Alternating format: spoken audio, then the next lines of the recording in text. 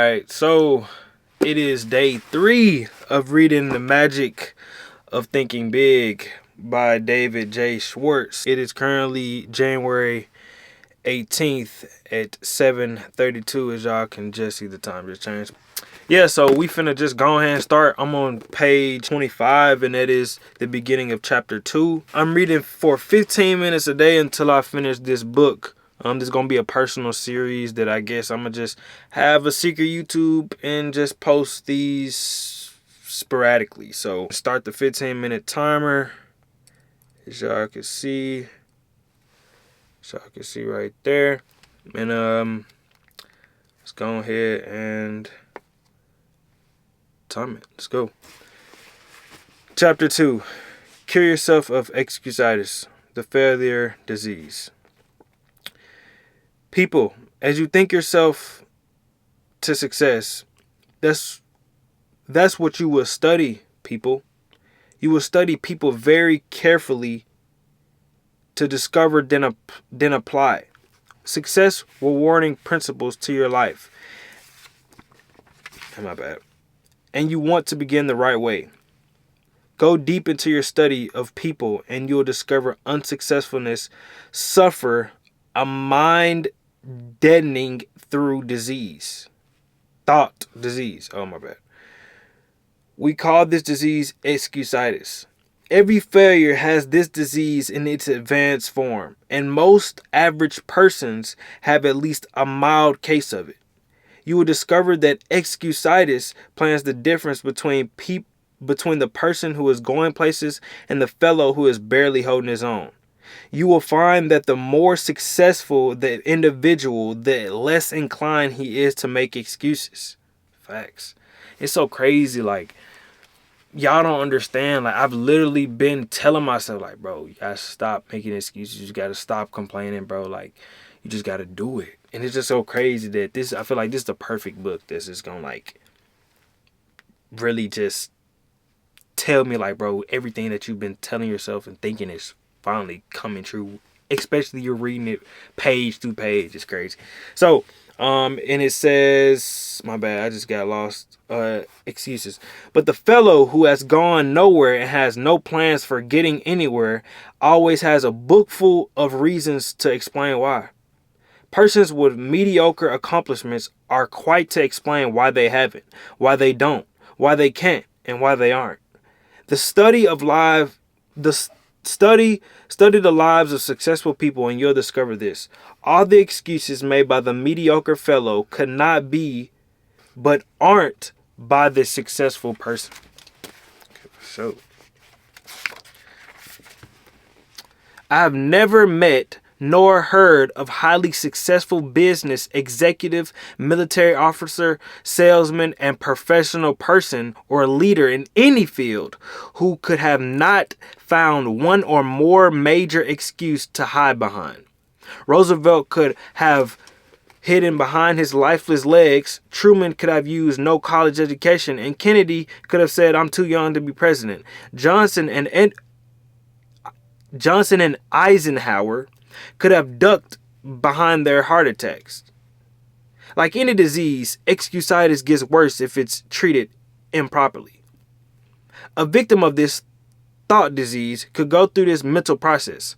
I'm not doing as well as I should. What can I use as an alibi that will help save face? Let's see. Poor health, lack education, too old, too young, bad luck, personal misfortune, wife, the way my family brought me up. Once the victim of this failure disease has selected a good excuse, he sticks with it. Then he relies on the excuse to plan himself and others why he's not going forward. And each time the victim makes sense, the excuse becomes embedded deeper with his subconsciousness. Thoughts, positive or negative, grow stronger when fertilized with constant repetition. At first, the victim of excusitis knows his alibi is more or less a lie. But the more frequently he repeats it, the more convinced he becomes that this is completely true. The alibi is the real reason for not being the success he should be. Procedure 1. Then your individual program of thinking of yourself to success must be to vaccinate yourself against excusitis, the disease of failures. The 4 most common forms of excusitis. So y'all listen closely. Excusitis appears in a wide variety of forms, but the worst types of this disease are health excusitis, intelligent excusitis, age excusitis, and luck excusitis. Now, let's see how we can protect ourselves from these 4 common alignments. All right, so now y'all listen good. This is number 1. This is number 1, y'all. Number 1 is, but my health isn't good. Heck, health excusitis ranges all the way from chronic, I don't feel good, to the more specific, I've got such and such wrong with me. Bad health in thousands of different forms is used in an excuse for failing to do what a person wants to do, failing to accept greater responsibilities, failing to make more money, and even failing to achieve success. Millions and millions of people suffer from health excusitis, but it is, in most cases, a legitimate excuse. Think for a moment of all the highly successful people you know who could but who don't use health as an excuse. My physician and surgeon friends tell me the perfect specimen of adult life is non-existence. There is something physically wrong with everyone. Many surrender in whole or in part to health excusitis, but success thinking people don't.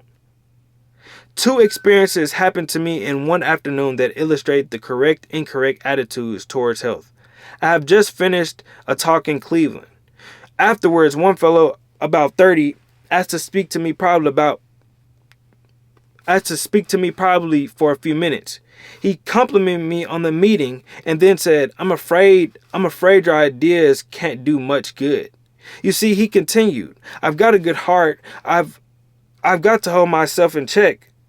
He went on to explain he'd seen 4 doctors, but they couldn't find his problem. He asked me, what would I suggest he do? Well, I said, I know nothing about the heart, but as one, kind of want to see what he's going to tell him. Not going to lie.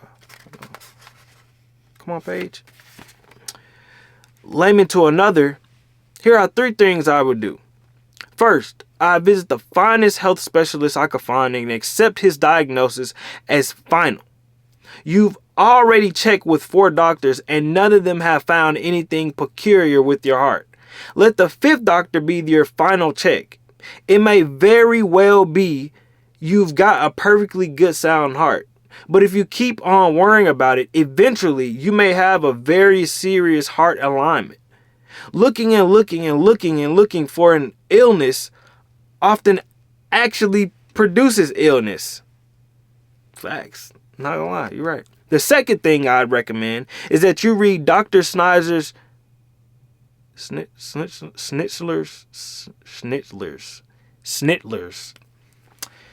Read Dr. Schnitzler's great book, How to Live 365 Days a Year. Dr. Hold on. I gotta see what this is. Hold up. Cause I always like them Schneider words be tripping. Like, how do you say that? Schneidler? Pronunciation. Schneider. How do you say this? Hold up. Come on, phone, tripping. Schindler. Schindler. Okay, Dr. Schindler. Okay, so the second thing I would recommend you do is read Dr. Schindler's great book, How to Live 365 Days a Year. Dr. Schindler shows in this book that 3 out of every 4 hospital beds are occupied by people who have EII, emotional induced illness. Imagine 3 out of 4 people who are sick right now will be very well if they had learned how to handle their emotions. Read Dr. Bro, this word is so weird. Schindler. That is a weird word, bro. Schindler. Dr. Schindler's book and develop your program for emotion management. Third, I'd resolve to live until I die.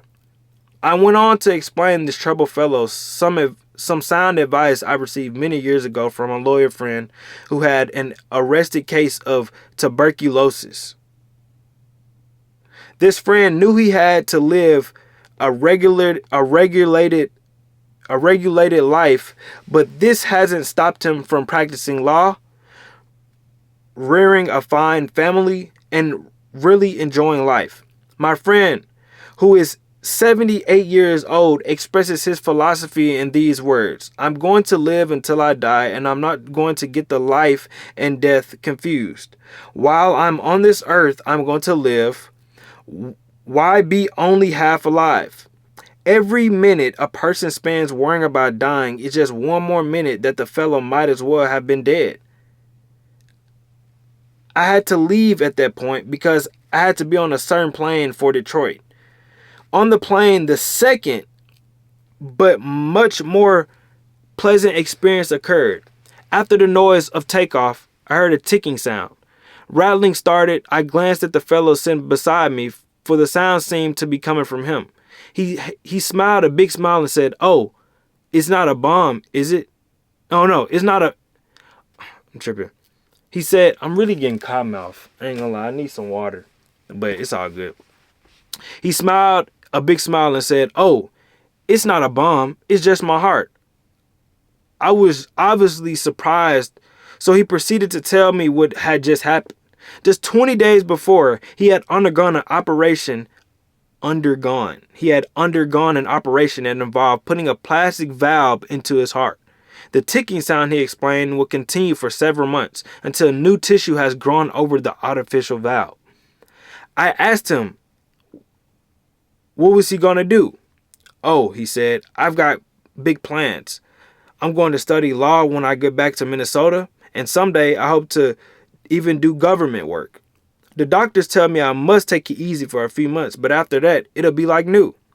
There you have two ways of meeting health problems. The first fellow, not even sure if he had anything organically wrong with him, was worried, depressed, on the road to defeat, wanting someone to second his motion that he couldn't go forward. The second individual, after undergoing one of the most difficult of operations, was optimistic, eager to do something. The difference lay in how they thought toward health. I've had some direct experience with health exucitis. I'm a diabetic. Right after I discovered I had this alignment, about 5,000 hypodermics. About 5,000 hypodermics ago, I was warned diabetes is a physical condition, but the biggest damage results from having a negative attitude toward it. Worry about it, and you might have a real problem. Naturally, since the discovery of my own diabetes, I've got to know a great many about diabetes. Let me tell you about two extremes. One fellow who had a very mild case belongs to that fraternity of the living dead, obsessed with fear of the weather. Obsessed with the fear of the weather. Okay. Obsessed with the fear of the weather. He is ridiculously bundled up. He is afraid of infection, so he shuns anybody who has the slightest sniffle. He's afraid of overexertion, so he does almost nothing. Bro, tripping. He spends most of his mental energy worrying about what might happen. He bores other people to tell them how awful his problem really is. His real alignment is not diabetes, rather he is a victim of health exucitis. He has pitted himself into being an invalid. The other extreme is a division manager of a large publishing company. He has a severe case. He takes about 30 times much as insulin as the young fellow mentioned above. But he is not living to be sick. He is living to enjoy his work and have fun. One day he said to me, "Sure, it is inconvenience, but so is shaving." Nah, facts. Shaving is an inconvenience for sure. But I'm not going to think myself to bed. When I take those shots, I just praise the guys who have discovered insulin. Hey, that's a good way to think about it. A good friend of mine, a widely known educator, came from Europe in 1945 minus one arm. Despite his handicap, John is always smiling, always helping others. He's about as optimistic as he's about as optimistic. I'm tripping, bro. I really got cotton mouth, y'all. Bear with me. He's about as optimistic as anyone I know. One day he had a long talk about his handicap. It's just the arm, he said. Sure, two are better than one, but they just cut off my arm. My spirit is 100% intact. I'm really grateful for that. Another amputee friend is an excellent golfer. One day I asked him how he'd able to develop such near a perfect style with just one arm. I mentioned that most golfers with two arms can't nearly do as well. His reply says a lot. Well, it's my experience, he said. That's the right attitude, and one arm will beat the wrong attitude into two arms every time. The right attitude, I'm trying to see the timers, but I'm going to finish this part. Hold on, y'all. The right attitude and one arm will beat the wrong attitude and two arms every time. Think about that for a while. It holds true not only on the golf course, but in every facet of life. I'm gonna see how that. I really want to know what that word means. Facet.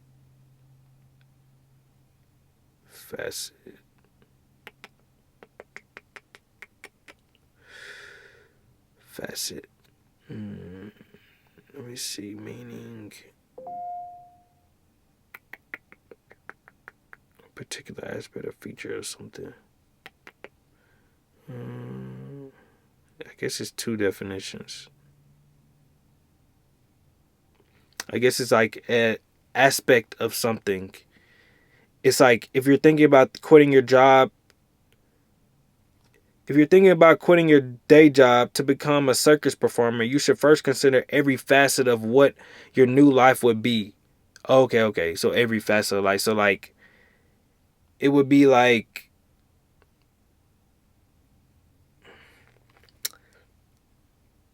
what? I don't get it.